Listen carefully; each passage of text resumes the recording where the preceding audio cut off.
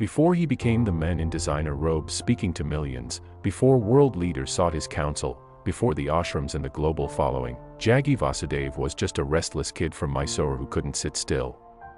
And maybe, just maybe, he never really learned to stop moving.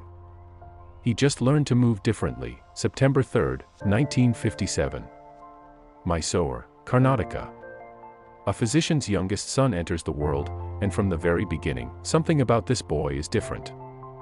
Young Jaggi doesn't want to be contained. While other children sit obediently in classrooms, he's dreaming of forests, of temples hidden in the hills, of roads that disappear into the horizon. At 12 years old, Jaggi does something that changes everything.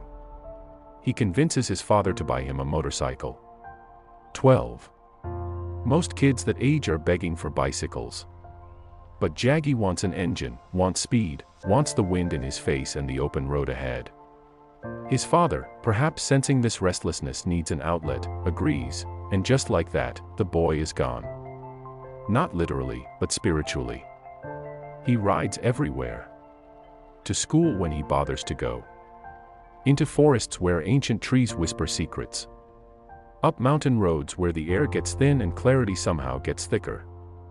He skips classes constantly, but when he shows up, he's the top student. It's like the motorcycle isn't just transportation for him. It's meditation in motion. At 13, something else happens. He meets a yogi named Mulladiholi Swami who teaches him basic yoga. The boy who can't sit still learns, for the first time, that maybe stillness isn't about not moving. Maybe it's about something else entirely. Years pass.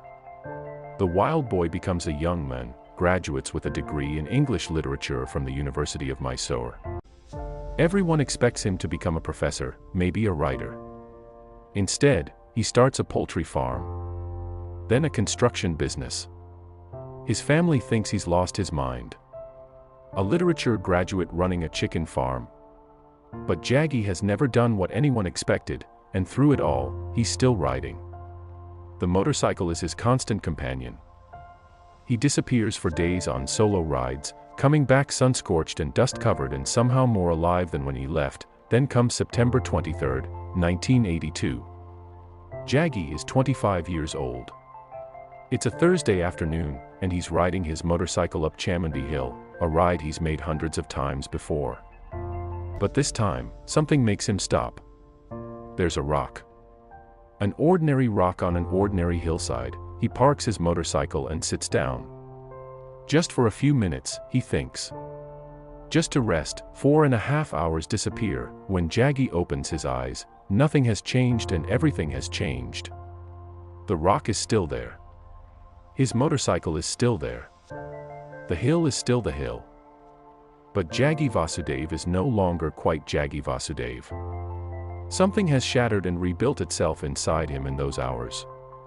A door he didn't know existed has blown wide open, and he's glimpsed something beyond words, beyond explanation, beyond everything he thought he knew about reality. He rides back down that hill a different man. But here's the thing, he doesn't abandon his businesses. He doesn't run to a cave in the Himalayas. He keeps living his ordinary life, but now he starts teaching yoga. For free.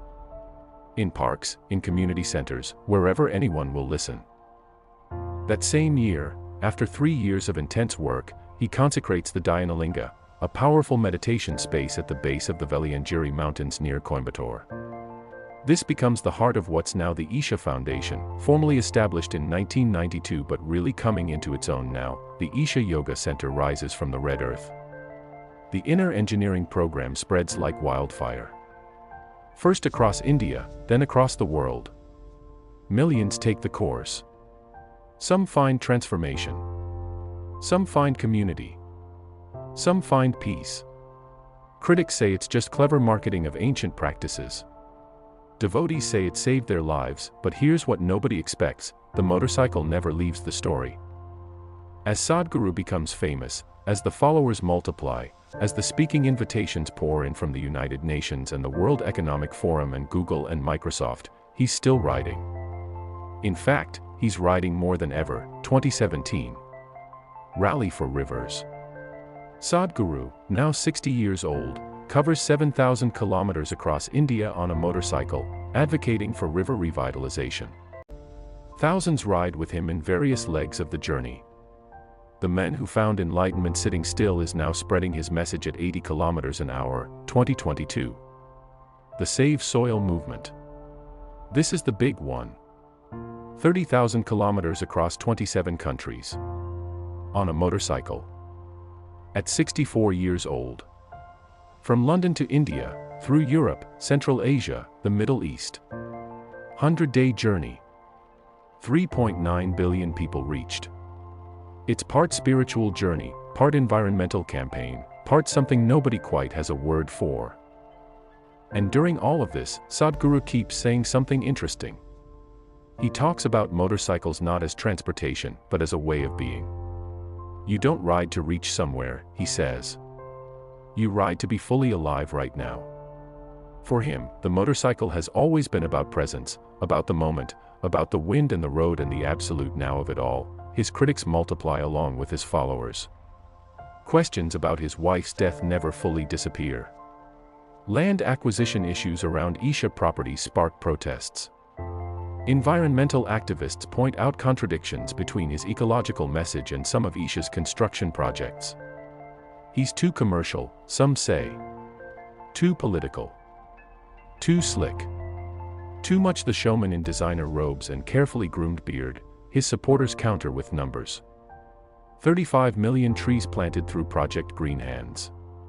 Free yoga programs for millions. Humanitarian efforts across rural India. A man who advises governments but asks for nothing for himself.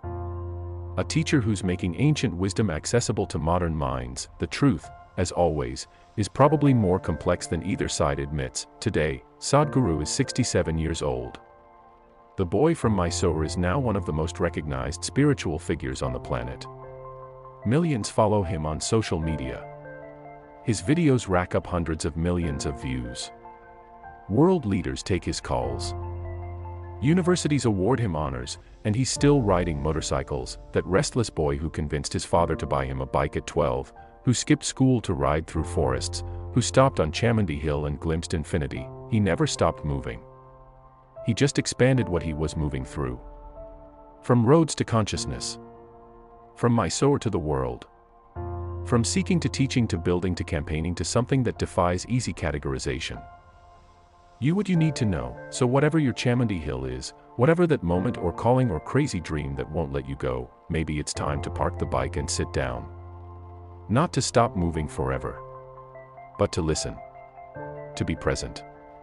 To let something bigger than your plans take the handlebars for a moment, and then, like Sadhguru, get back on and ride. Not away from the world, but into it. Not escaping life, but fully alive in every mile of it. The road is long. The road is beautiful. The road is waiting, and you were born to ride it.